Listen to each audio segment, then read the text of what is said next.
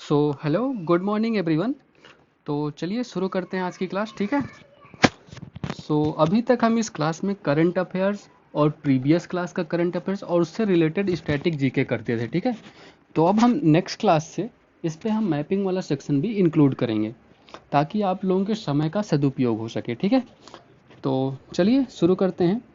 Question number 1, हाल ही में सर्वाधिक सैन्य व्यय करने वाला देश कौन बना है। सैन्य व्यय समझते हो आप, मतलब अपनी सेना या हथियारों पर खर्च करने वाला खर्च करने वाला, ठीक है। तो अभी वैश्विक सैन्य व्यय रिपोर्ट आई है, ठीक है, मतलब वैश्विक लेवल पे।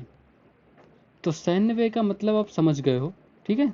तो रिपोर्ट आई है 2023 के लिए, ठीक है। 2023 में किसने क्या क्या खर्चे किए, ठीक है, इस रिपोर्ट आई है।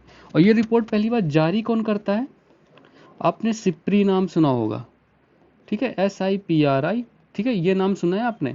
इसका फुल फॉर्म भी लिख देता हूँ। तो स्टॉक होम, आप लोग कमेंट करो अगर आपको पता हो इसका full form. Stock home international, ठीक है।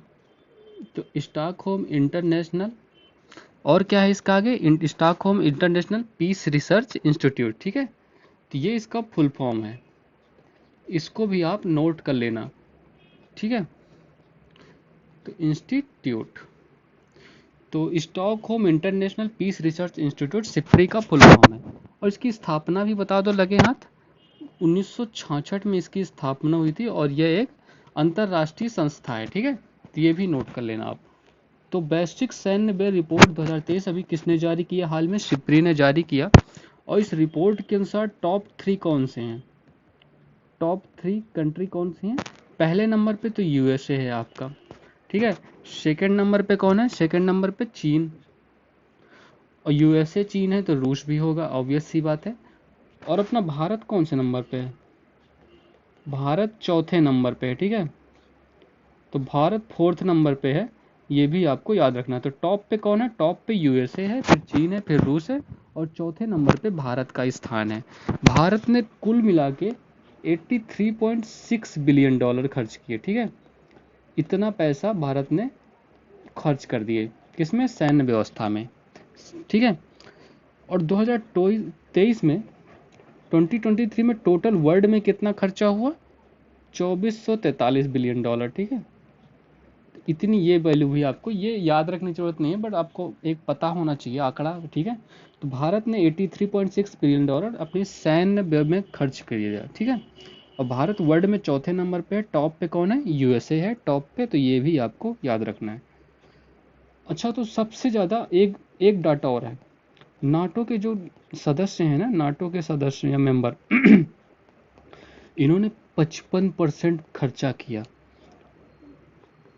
ठीक है। मतलब टोटल वर्ल्ड का 55% नाटो ने खर्चा किया। ये आप बता सकते हो क्या मुझे कि किस वजह से कर रहा नाटो, क्योंकि अभी रशिया ने जो यूक्रेन पे, रूस और यूक्रेन का युद्ध हुआ था ना, उस वजह से सब डरे हुए हैं। इस वजह से लोगों ने, देशों ने मतलब अपनी सैन्य व्यवस्था को मजबूत करने का प्रयास किया है और बहुत सारा खर्चा कर दिया इस पे, ठीक है। तो सबसे सर्वाधिक सैन्य व्यय करने वाला देश USA होगा, ऑप्शन नंबर 1 करेक्ट आंसर, ठीक है। चलो, तो ये ऑप्शन मार्क कर लेना। तो वैश्विक सैन्य व्यय रिपोर्ट जारी कौन करता है, सिप्री द्वारा जारी किया जाता है। सिप्री की स्थापना 1966 में हुई थी, ठीक है। यह एक अंतर्राष्ट्रीय संस्था है। और टॉप 3 कंट्री USA, चीन, रूस, और चौथे नंबर पे अपना भारत है, ठीक है। तो इतनी बातें आपको याद रखनी, ये आपके एग्जाम की दृष्टि से बहुत ही इंपॉर्टेंट क्वेश्चन है, इसको मार्क कर लेना, ठीक है। चलो, तो कुछ और इंडेक्सेस हैं जिनमें भारत की रैंक बतानी है आपको। तो ग्लोबल पीस इंडेक्स, मैं ये सारे इंडेक्सेस करा चुका हूँ, मैं अब रिवीजन करा रहा हूँ सिर्फ आपका, ठीक है। तो ग्लोबल पीस इंडेक्स 126 रैंक है, भारत की रैंक के बारे में बात कर रहे हैं, ठीक है। वर्ल्ड हैप्पीनेस रिपोर्ट 126 इसमें भी है। प्रेस फ्रीडम इंडेक्स कितनी है, प्रेस फ्रीडम 161, ठीक है। जेंडर गैप इंडेक्स 127, ठीक है, जेंडर गैप इंडेक्स 127। तो global peace index 126, world happiness report 126, press freedom index 161, gender gap index 127, ठीक है। फायर पावर इंडेक्स में कितनी है, फायर पर फोर्थ रैंक है भारत की, ठीक है। हंगर इंडेक्स में 111, लॉजिस्टिक परफॉर्मेंस में कितनी है, 38 रैंक, ठीक है। क्लाइमेट चेंज में 7, और इसमें टॉप 3 पे कोई नहीं है, ठीक है, टॉप 3 में कोई कंट्री नहीं है, ठीक है, 7वें नंबर पे भारत है। पासपोर्ट इंडेक्स ये आप छोड़ दो, ये हर 2 महीने 3 महीने में आता है इंडेक्स, इसको आप मत करना, ठीक है, मत याद करना, कंफ्यूजिंग बहुत हो। तो fire power index 4th number पे, hunger index 111, logistic performance index 38, climate change में 7th नंबर पे, ठीक है। चलो, लोकतंत्र सूचकांक में 80 नंबर पे है, ठीक है, और भारत के लोकतंत्र को त्रुटिपूर्ण लोकतंत्र कहा गया है, ठीक है, ये बात आपको याद रखनी है। अभी इलेक्शन भी है तो ये पूछ भी सकता है, ठीक है, इलेक्शन का माहौल चल रहा है। वैश्विक नवाचार सूचकांक में 41 रैंक, मानव विकास सूचकांक में, अच्छा ये वैश्विक नवाचार सूचकांक में कितनी रैंक है, इसमें 40 है, ठीक है, ये 40 याद रखना आप। मानव विकास सूचकांक में 134, जेंडर इनइक्वलिटी इंडेक्स 108, ठीक है। तो ये इतनी सारी रिपोर्ट याद रखना है, इंडेक्सेस में रैंक भारत की याद रखना है, ठीक है।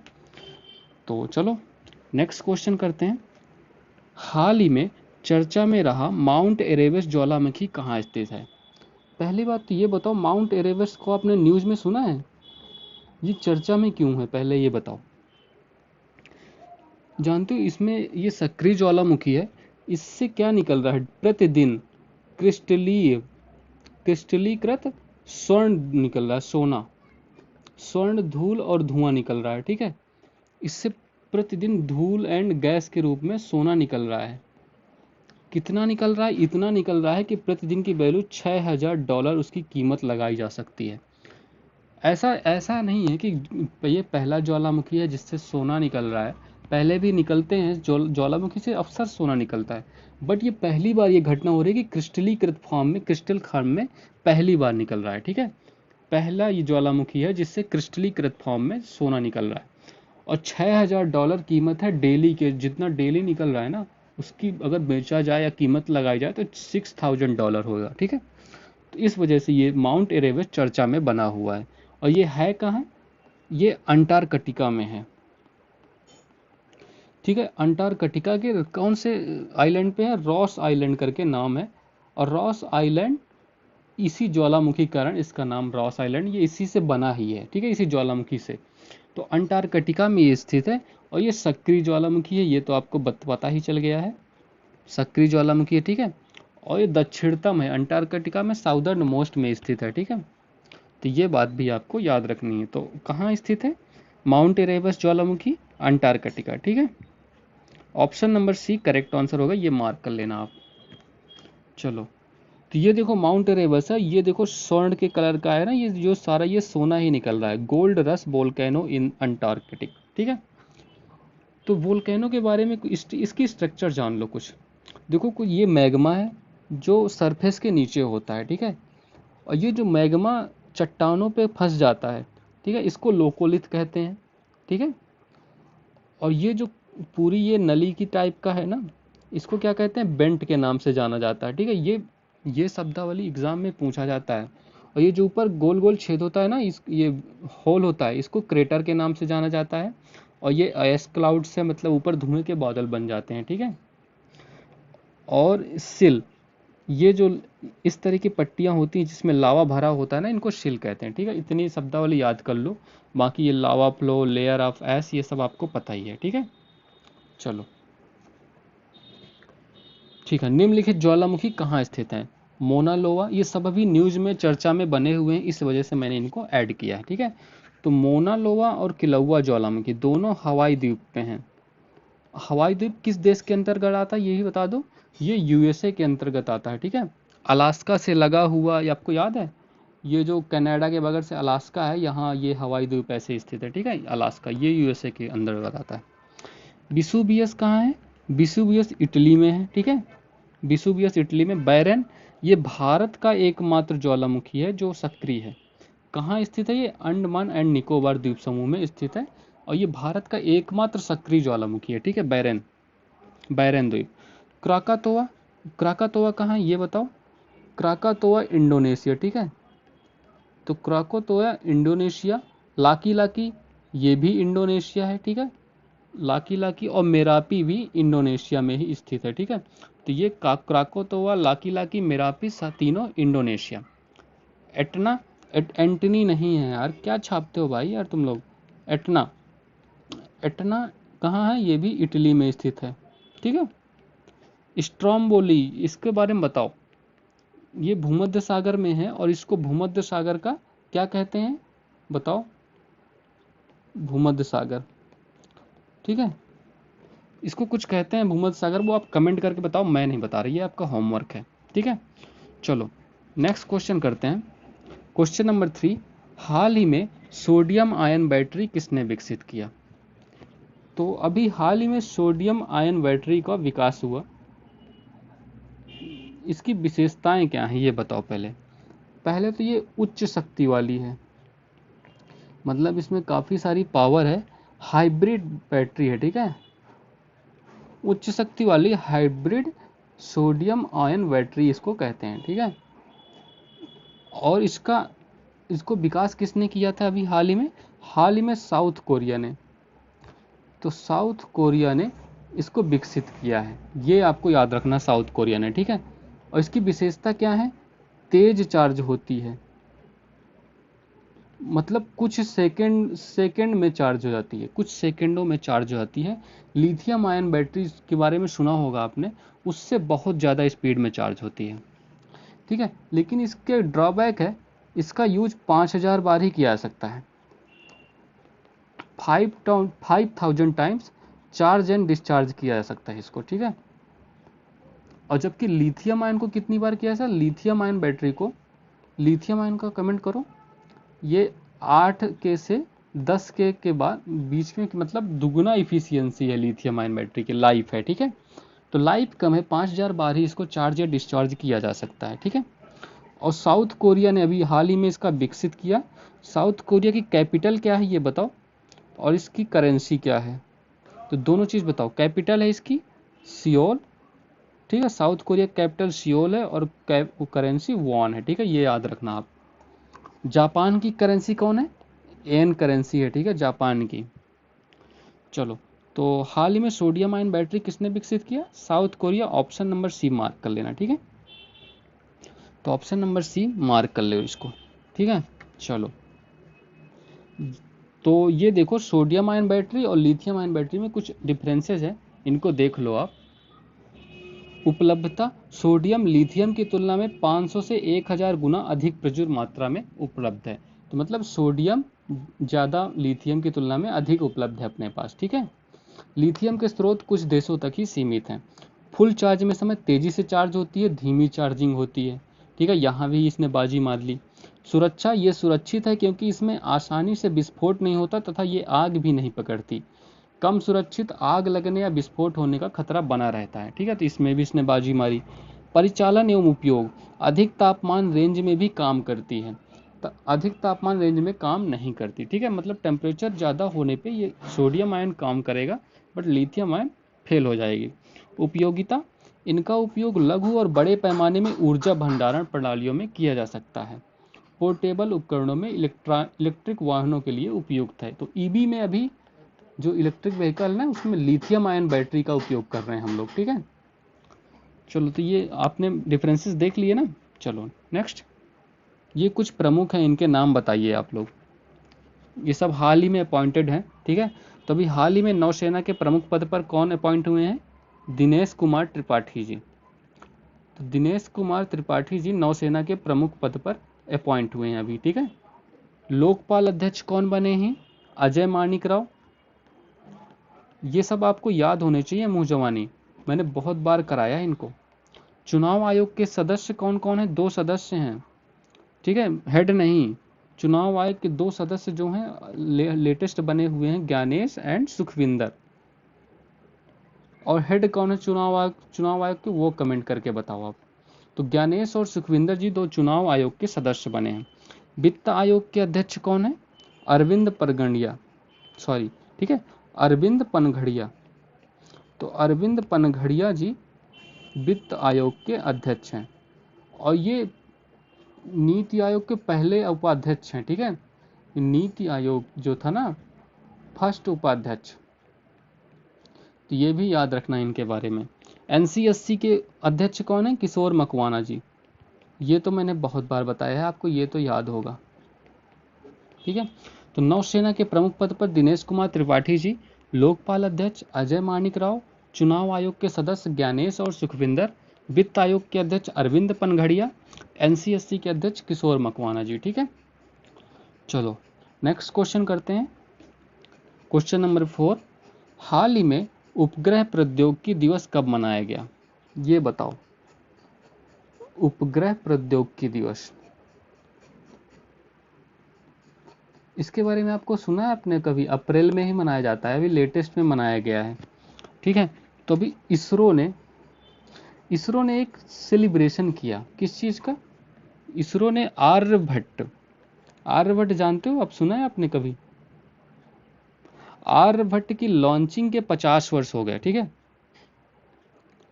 तो आर्यभट्ट के लॉन्चिंग के 50वीं वर्षगांठ मनाई। ठीक है, और इसी उपलक्ष्य में 19 अप्रैल को, तो 19 अप्रैल को उपग्रह प्रौद्योगिकी दिवस के रूप में मनाया। ठीक है, तो 19 अप्रैल की डेट याद रखनी है। और आर्यभट्ट को कब लॉन्च किया गया था? 19 अप्रैल, सन बताओ, ईयर कौन सा था? ईयर बताओ 1975 में। ठीक है, तो ये आपको याद करना है। आर्यभट्ट का प्रक्षेपण 19 अप्रैल 1975 को हुआ था। इसी वजह से अभी इसरो ने 19 अप्रैल को उपग्रह प्रौद्योगिकी दिवस के रूप में सेलिब्रेट किया। और ये आर्यभट्ट जो है ना, भारत का पहला उपग्रह है। ठीक है, जिसको लॉन्च किया था, भारत का पहला उपग्रह, ये भी आपको याद रखना है। कौन सा है? आर्यभट्ट। इसको किस रॉकेट से लॉन्च किया गया था? रॉकेट बताओ। रॉकेट है, इस रॉकेट का नाम भी लिख देता हूं मैं, सोवियत, ये सब नोट कर लो आप, Soviet Cosmos, Soviet Cosmos 3M। ठीक है, इस रॉकेट से लॉन्च किया गया था रूस द्वारा। ठीक है, रसिया से लॉन्च किया गया था इसको। तो ये भारत का पहला उपग्रह आर्यभट्ट है, और ये प्रसिद्ध खगोल शास्त्री हैं, इन्हीं के नाम पर इसका नाम रखा गया था। ठीक है, तो अभी हाल ही में 50वीं वर्षगांठ मनाई गई और 19 अप्रैल को उपग्रह प्रौद्योगिकी दिवस के रूप में मनाया जाने लगा। ठीक है, तो option number B correct answer होगा, 19 अप्रैल। ठीक है, चलो नेक्स्ट। राष्ट्रीय समुद्री दिवस कब मनाया जाता है? 5 अप्रैल। ठीक है, विश्व स्वास्थ्य दिवस 7 अप्रैल, ये पता होंगे सबको, ये सारे दिवस मैंने शायद लास्ट क्लास में भी कराए थे। होम्योपैथी दिवस 10 अप्रैल को। ठीक है, ये सारे इंपॉर्टेंट करा रहा हूँ। जलियांवाला बाग हत्याकांड कब हुआ था? 13 अप्रैल। ठीक है, तो राष्ट्रीय समुद्री दिवस 5 अप्रैल, विश्व स्वास्थ्य दिवस 7 अप्रैल, होम्योपैथी दिवस 10 अप्रैल, जलियांवाला बाग हत्याकांड 13 अप्रैल। ठीक है, हीमोफीलिया दिवस कब मनाया गया? 17 अप्रैल को। ठीक है, तो हीमोफीलिया 17 अप्रैल। पंचायती राज दिवस 24 अप्रैल, कल ही मनाया गया पंचायती राज दिवस। ठीक है, सिविल सेवा दिवस कब मनाया गया? 21 अप्रैल को। और आज कौन सा दिवस है? मलेरिया दिवस है, 25 अप्रैल। ठीक है, तो आज मलेरिया दिवस मनाया जा रहा है। ठीक है, तो हीमोफीलिया दिवस 17 अप्रैल, पंचायती राज दिवस 24 अप्रैल, सिविल सेवा दिवस 21 अप्रैल, मलेरिया दिवस 25 अप्रैल। ठीक है, चलो नेक्स्ट क्वेश्चन। हाल ही में पद्म पुरस्कार किसने प्रदान किया? अभी हाल ही में कल परसों में पद्म पुरस्कार प्रदान किए गए। किसने प्रदान, कौन प्रदान करता है ये?